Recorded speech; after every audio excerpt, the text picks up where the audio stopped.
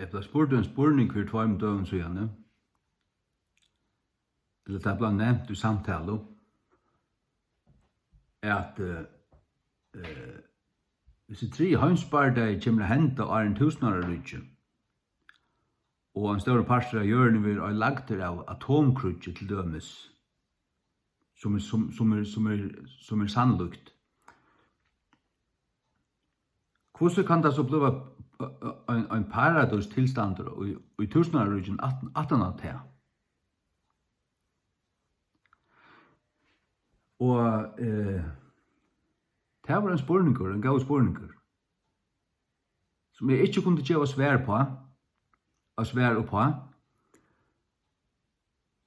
men som er i min hjerte allikevel hugsa jeg og lufta jeg ved herren at nu tar jeg vei hvordan gjøren hun er slett ikke som vi har lært, iver høver ikke. Hun er fløt som en pannekøkka, og utanfor her som vi nekka til å være, her er øylig vinter. Vinterne ferast rundt her, du vet. Øylig vinter. Og rævlig uysur og kave og alt det. Og det vet jeg at jeg har lært å flenne at, men det er så. Jeg vet at det er så. Det har vi lært fra Bibelen. At,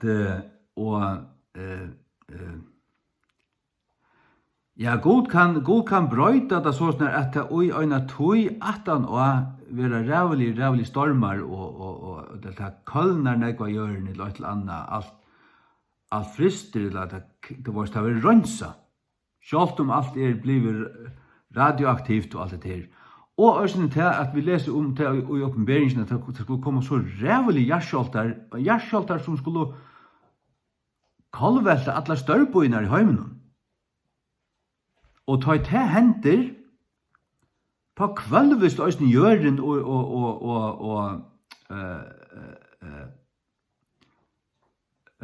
og malop og land, det var som øyre enskund landslide, fenges til året akkurat på nå føreskund.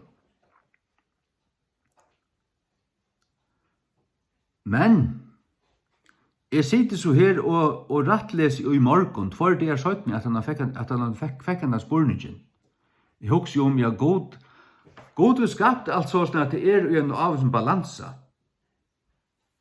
Men vi er alt lagt, og skal det rønsast, så kan han køyre det ut av balanse og gjøre tøy, for at alt verer iver rønsa i en rævelig stormen og regne og gjerskjolten alt verer kvølft og mer eldgås enn vanligt. Gjøren kan endernutjast.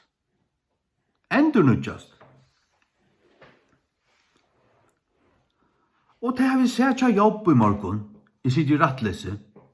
Jobb 38. Jobb 38. Fra vers 22. Herren taler. Hever du færre inn i skatter kævans? God er noen skatter her, han gøymer og er rævlig rikva kæva. Eller hever du se skatter hegelsins? Det er altså at han kæven er ikke gøymt av hjørnet, han er her ute. Det er som det kallar for Antarktika. Det er ringeren uttast av hjørnet. Hjørnet fløtt. Uttast av her er det her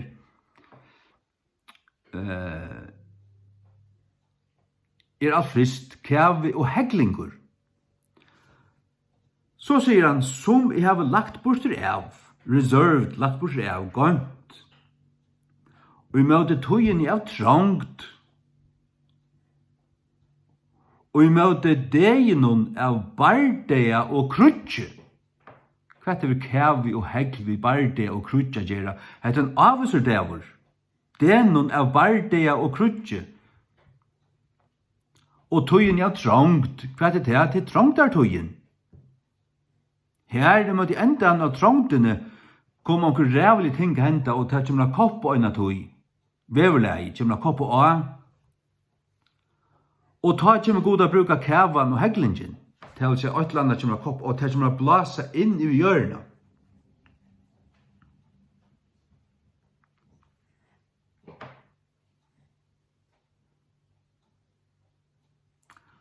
Ta der senda til testen der kalla fyrir at det her satellitt. Det alt en ligg.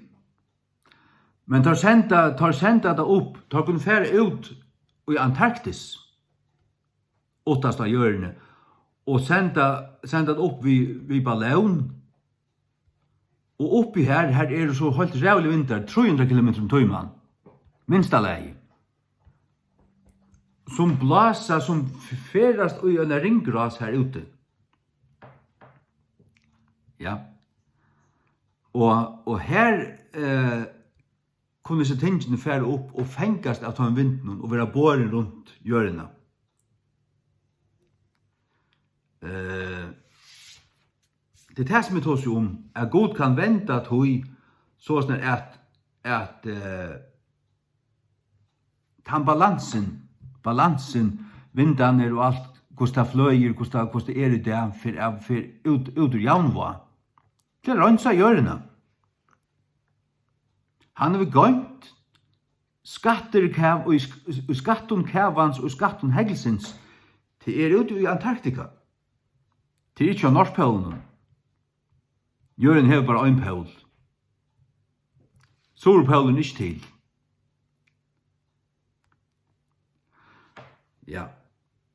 Han har gøymt dette her i møte denen av Bardea og Krutje. Denon og en av som deg. Og så leser vi videre. Han tar seg som ljøse, vi kvann vever ljøse dalt som spjeier estanvinden i vi hjørna.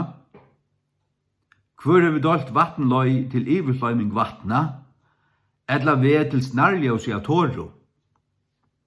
At elva tog at regna av hjørna her ånge mevor og øyuna hver ånge mevor At nøkta til reinsama og øytna lente, og at volda blaumene tja bleitu urstene er spretta fram, særstu. Ta god til ender ikke alt. Så er det estavendren, så er det vattenløyingen, det kommer iverfløyming av vøttenen og alt det her, og det elve til regna og gjøre her ånge mever og øyene, det kommer regna og øyemørsene. Hver er ånge mever en nøkta til reinsama.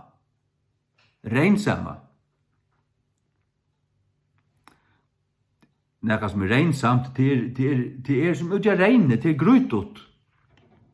Og øytna lente, og at volda blaumene tja bleitu ursten jeg spretta fram. Så kommer god at gjeva nytt liv av hjørne, atan av trångtena, tog at det skal være paradis tilstander av hjørne. Og om det kommer henda vi øyt vekk, eller tannbrøydingen hender under trångtartøyene, hvordan kjøttet javna seg ut, det vet ikke. Men vi vet øysten til at Nudja Jerusalem skal komme nyer. Det er nok ikke ui trångtene, det er nok ui evnløkene, 18 trångtene. Men ta i alt Israel frelst, ta skal det være som liv fra de deg for alle hjørna. La meg lese det her.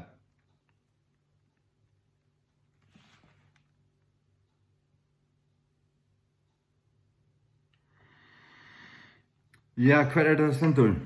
Ja. Rom 11:12.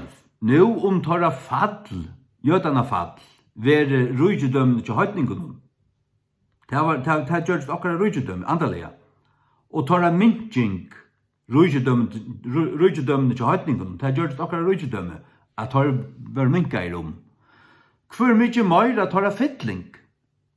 Ta jødene kom inn, som der skulle komme øyne for alle som øyne. Ta skal det være en mer rydgjødom for høytningene.